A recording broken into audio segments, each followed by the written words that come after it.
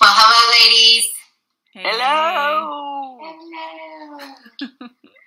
All right. So we kind of have a different situation going on. Only one of us is now in Colorado. Me and Shauna and Krista are in Washington. So this is weird. That's It's right. a little different.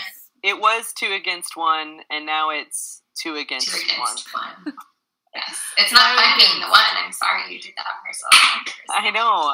It was that way for 5 years. So. All right. So let's start out. What are we all drinking tonight? Shauna, what are you drinking? I don't even really remember what white wine I had tonight, but it's in here. How many glasses have It's you been a had? few glasses. Yeah. Too many glasses. I am drinking sparkling soda. I took out a note out of Sarah's book, and I just don't drink water anymore. I just drink club sodas. You should try LaCroix. Have you tried LaCroix? I have. I don't like it nearly as much as the Really? cheap version, but only because you're not expected for this to have any flavor Exactly. in it. And so So you're pleasantly surprised.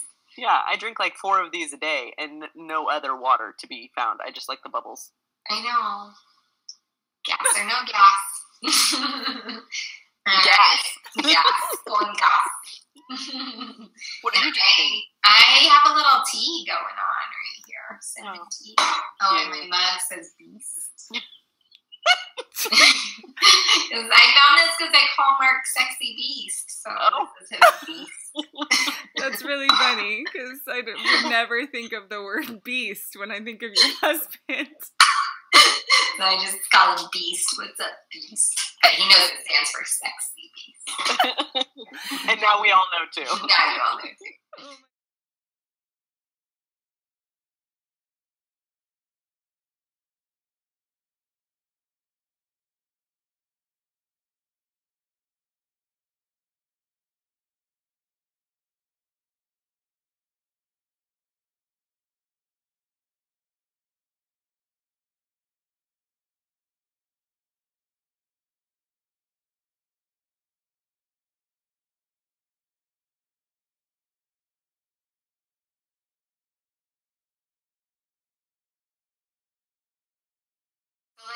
Let's dive into this a little bit with the transition, since we're all facing so many transitions as of late. Like Krista, kind of describe your transition that you've been going through, and where you would see yourself in those categories. Yeah, so I know for me, I really am finding myself in stage 2 right now. Which is the neutral zone. Yeah, I'm kind of in this stripping down of my former identity, and I'm not really sure where to go, but I know I'm not where I once was. Wow. And I've been working. I moved out into Washington 6 years ago, but the schooling was 3 years, and then the licensure was an additional 2 years, and then during that time I got another degree, and then following that there was a real drive or push once you got licensed to be paneled with insurance companies. And so I went straight from the first degree through the second degree, through licensure, and then just jumped on board into a job that was going to help me get paneled with insurance companies. And so I did that for a year and just finished that. Last Friday was my last day working for that group. And so I really hadn't taken any time to stop and consider what kind of therapist I want to be, what kind of practice I want to have. I just knew that I was jumping through all the hoops that were sort of laid out in front of us, like degree, licensure, insurance panels. Okay, done. And now, is this even something I like where I've come? And so I really have to question the identity that I'm no longer a student. I'm also no longer a recent graduate. I now have my private practice going for over 2.5 years, and which doesn't make me an expert by any means, but I've been actually sitting with people for 4 years now, so that moves me past that first beginning jump, and yet I'm not where I think I want to be in terms of a career yet. I'm not a full-time therapist, and I'm also don't know that I want to be either. So there's I'm not a student, and I'm not at the beginning, but I'm not haven't arrived yet either. And so I don't know where I want to arrive yet. So does that leave you with a sense of like hope and anticipation, or fear like, and confusion? fear and I think it really leaves me with just a sense of pause. I have been running and making every choice. Like I've basically picked up the second one right after I finished the first one type thing. Like I was starting my second master's before I had graduated from my first one. I was starting this job with getting insurance paneled. I think before I even had my licensure in my hand, I knew I had achieved it, but I hadn't even gotten the document in the mail yet before I applied for this other job that was going to be for licensure. And so I feel like I have not stopped or paused to even ask myself, is this what I want? It seems like a time where you can breathe and, really try to figure out what you want to do and where you want to go. And it seems like it would be a restful place and a place where there would be peace and there would be space and a pause. But I'm finding that it's very, very difficult to not be moving anywhere. Yeah. To not be moving. Especially when you're so used to being moving. Yeah, so this is pretty much like somebody had to like handcuff me basically to get me to slow down type is what it feels like. It feels like this isn't that I'm hoping for the space and the place and the pause and the rest and the peace, but it's not there yet. I'm still so it's more of a I'm lost. I'm in a lost place is what I'd say. That's the energy. Is it feels a little disorienting, kind of confusing. No identity.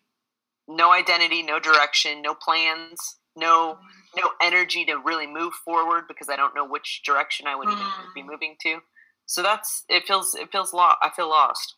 Wow. But I also know it's helpful even to name these stages that there will be a renewed energy at some point. It's just not now. Absolutely. Thanks for filling us in. Shauna, where you had a huge transition, do you want to kind of take us through that? Yeah, so for those of you who haven't been able to follow up with the blog, my family and we had to make a transition back to the state of Washington that was pretty unexpected, and it's been a transition that was a forced transition. It wasn't strictly being born out of desire. Forced, I hold that term loosely because there's always some level of choice involved in those big decisions in life, but we felt very much like it was the only choice we could make. I do feel like I'm leaning more into stage 3, where there's quickly, I feel like, has been kind of an opening of some new possibilities, and even being in this space and being stripped of what was so dramatically and so quickly, I feel like left room and space and openness for me to really, in some ways in a crash course, figure out what's next for me at this stage. Not what's always going to be or what's the next thing I throw myself into, but what's the next right step. Feels like that's kind of where I'm at. And but on any given day, I can be thrown back in, like just last night, for example, Faith, my oldest, was having a really difficult time. She'll have nights where she just breaks down and just wants to go back home. And those are the nights that I find that kicks me. That's the trigger to send me back to that first stage of the anger, the denial, the frustration around why, like, what is the point? Is it all, even if there is some meaning that we're able to construct out of this, was it all worth it? How is this going to impact all of our stories for the long haul? And it's having to really get back into, okay, where are we? Who are we? How do we honor and stay present to where we each are in the midst of this transition, and create space as a family for everyone to be in really different places in that transition. Wow. I love it.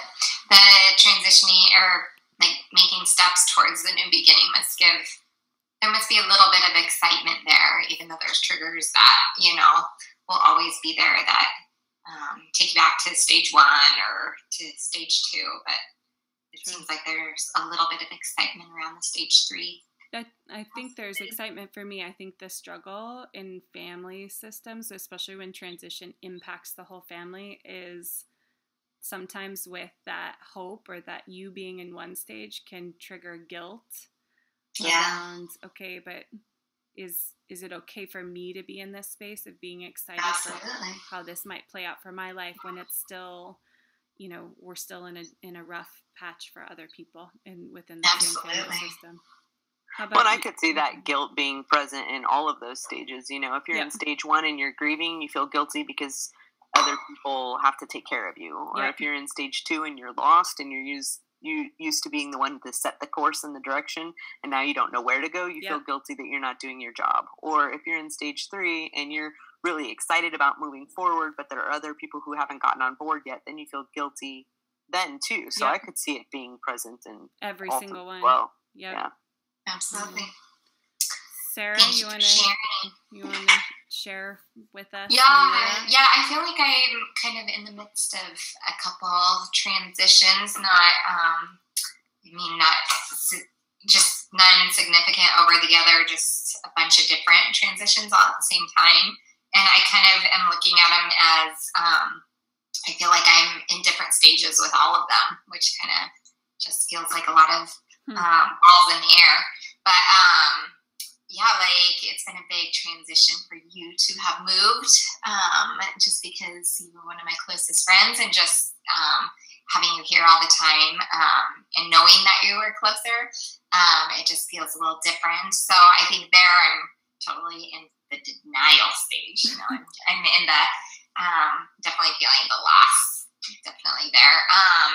As far as my Lyme diagnosis, I'm in my 5th month of treatment, and I think with that, I'm definitely in the stage 2, just kind of the neutral zone. I don't know. I don't feel like I'm have the more openness to whatever will be. It's more of like I'm so overwhelmed by it all and so exhausted by it all. It's been 3 years now of just feeling like hell, and it feels good to have the diagnosis, but it also is just like, when am I going to get better? So I feel like I'm definitely in the neutral zone there. And then Keaton started kindergarten. He's my kiddo with type 1 diabetes. So I think I'm in stage 1 for sure, of just trying to let go and trust that others will take care of him the way that I do. And you're trusting other people to make sure that he gets his life-saving medication and will be taken care of throughout the day. So that's been really a big challenge for me. And then, but with the whole type 1 diabetes as a whole, I was kind of having a discussion with my husband the other night where I feel like this fog I've been living under, he was diagnosed almost 3 years ago. So December, it'll be 3 years. And I finally feel like this fog that I've been living in is kind of starting to lift. Definitely triggers and stuff that take me back, but it just feels really good to kind of be out of the survival. I think that's the biggest. We definitely still survive every day and up at night and stuff, just surviving it. But I also feel like I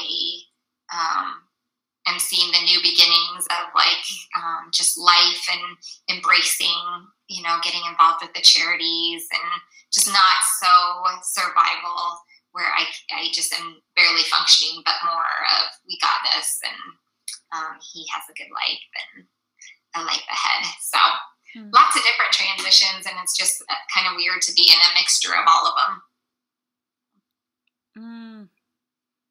I just think of how much disruption all 3 of those experiences have been for you, and I think I'm curious around. I think I wanted to talk about where we feel most comfortable with which stage we feel most familiar with, which maybe we can speak to that as well. But I think I am really curious around what you would offer to anyone else going through transition in terms of what you've learned and how to tend or care well for yourself in any of those stages or in each of those stages, or what, if either of you have any thoughts to that? I like it. I don't know that I do that well. I think that is something that I am learning to embrace, especially when I am so sick and like sometimes not able to function, just kind of embracing like what is self-care right now. I don't know. What do you think, Krista? It's like that bumper sticker, not all who wander are lost. It's like giving yourself permission to just be lost, or to not have your A game, or permission to grieve, or permission to be happy. I think it's something we have to give ourselves. Nobody else is going to give that to us. Yeah. But we have a lot of history, and our narratives have sent us a lot of messages that tell us we have to be on our A game, or that grief is not important, or that don't hope because you'll only be disappointed and let down. Don't expect good things to happen. We have a lot of messages, so it's easier said than done to give yourself permission. But I guess for me, the world is still going to go around if I don't have a job, and my family is still going to be okay if I'm not on a mission to, make some story for myself or whatever. So I'm trying to just give myself permission to just pause for a little while. I love it. How about you, Shauna? Go ahead. Oh, sorry. I was going to say, which means I also have to give myself permission to let you know that I have 5% battery left. Okay. Well, I would love for some of our readers to kind of write in. We were talking about how we would love for them to write in their own stories and share those. And transition, that's a big one. And I love how you, Shauna, taught us about these different stages. So it would be cool if somebody would submit something about their transition and where they find themselves and what stage they find themselves in. Yep. That's the cheers to that. That is what I would say cheers to. Cheers. Cheers. My mason jar and the Sexy Beast mug and the cheap sparkling soda. I love it. Right. All right, ladies. Till next time. Till next time. All right. Good Bye. night.